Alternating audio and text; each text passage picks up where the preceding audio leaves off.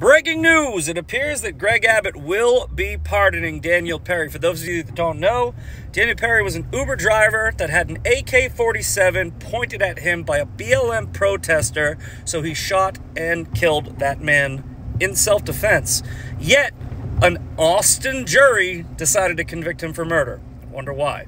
For the record, I live in Texas. This is my governor. I like him a lot. But he doesn't do everything right. So that brings me to my next point. On Tucker Carlson last week, this story was brought up.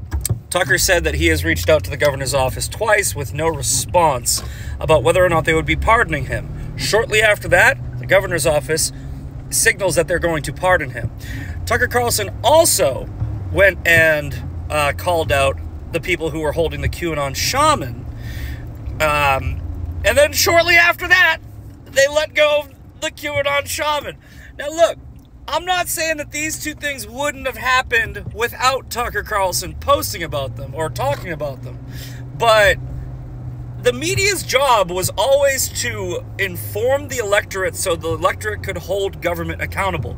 The media's job is not to parrot talking points from the government, which it has become. And I've been saying for a very, very long time that Tucker Carlson and a handful of select others are the only true journalists left.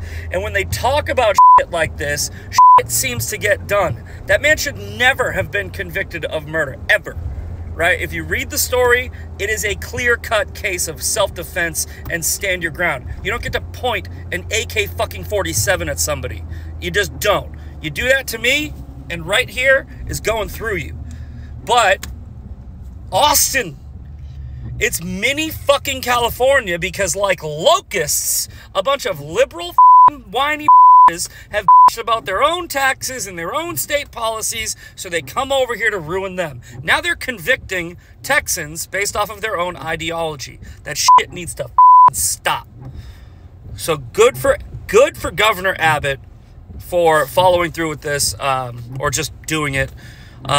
Good for the people that, you know, released the QAnon shaman who was innocent. And he's not even a Q person. It's just the name the shitty media gave him.